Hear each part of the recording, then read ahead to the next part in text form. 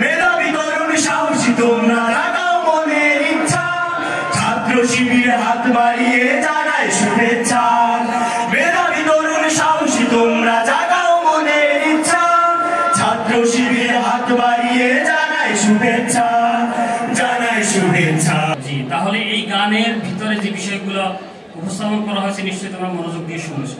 এখানে যে আহ্বানগুলো করা হয়েছে আমরা প্রত্যাশা করি তোমরা সেই আহ্বানের আলোকে নিজেদেরকে গড়ে এই বাংলাদেশ সমৃদ্ধ বাংলাদেশ বিনির্মাণের সর্বোচ্চ ভূমিকা পালন করবে। জি, তো প্রিয় শিক্ষার্থী বৃন্দ আরেকটি ঘোষণা দিচ্ছি। আমরা আমাদের ফেসবুক পোস্টের মাধ্যমে আমরা একটা ঘোষণা দিয়েছিলাম যে আমাদের এখানে প্রধান মেহমান হিসেবে বাংলাদেশ ইসলামী ছাত্র শিবিরের কেন্দ্রীয় সভাপতি জাহিদুল ইসলাম ভাই থাকবেন। তো ভাই একটু ঢাকায় ব্যস্ততার কারণে একটা প্রোগ্রাম কেন্দ্রিক ব্যস্ততার কারণে ভাই আসতে পারতেছেন না।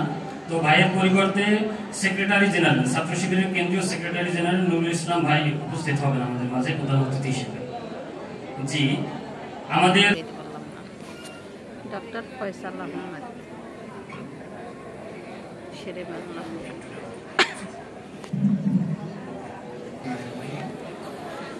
বাংলাদেশ ইসলামী ছাত্র শিবির বরিশাল মহানগর কর্তৃক আয়োজিত আজকের এই কৃতি শিক্ষার্থী সংবর্ধনা 2025 অনুষ্ঠানে উপস্থিত আজকের অনুষ্ঠানের মধ্যমণি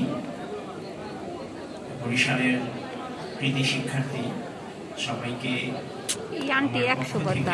সালামের উত্তর জোরে পেলাম না, ভালো জিজ্ঞেস করলাম সেটাও ভালো শুনতে পেলাম না। আসসালামু আলাইকুম। ওয়া আলাইকুম আসসালাম। ধন্যবাদ। সালামের আওয়াজ শুনে বোঝা যাচ্ছে সবাই সুস্থ আছে, ভালো আছে, আলহামদুলিল্লাহ। আজকের অনুষ্ঠানটা কৃতি শিক্ষার্থী সংবর্ধনা, অর্থাৎ আমার সামনে যে মানুষগুলো বসে আছে সবাই বরিশালের কৃতি শিক্ষার্থী এবং আজকের অনুষ্ঠানটা হচ্ছে সেই কৃতি শিক্ষার্থীকে বরণ করে নেয়া, সেলিব্রেট করা।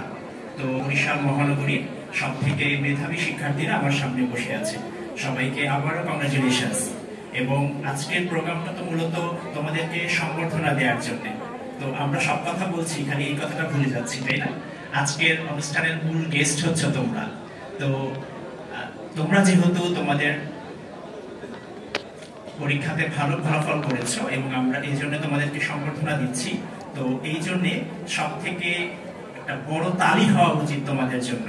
তো নিজেদের জন্য যে তালি দেয় একটা, তাই না? ধন্যবাদ। এর পাশাপাশি আমাদের তোমাদেরকে যেরকম ভাবে ধন্যবাদ দেওয়া দরকার যে তোমরা খুব ভালো ফলাফল করেছো, পাশাপাশি এই ধন্যবাদটা তোমাদের থেকেও বেশি প্রাপ্য কার জানো? যে মানুষটা তুমি যখন পড়াশোনা করছিলে রাত জেগে তোমার পাশে বসেছিল, যে মানুষটা তোমাকে সার্বক্ষণিকভাবে তোমার পাশে ছিল, যে মানুষ দুজন সবসময় তুমি যখন পরীক্ষার হলে গিয়েছো তখন তোমার জন্য দোয়া করেছে যেন তুমি ভালো ফলাফল করতে পারো, আমাদের সম্মানীয় অভিভাবকবৃন্দ। তো তাদের জন্য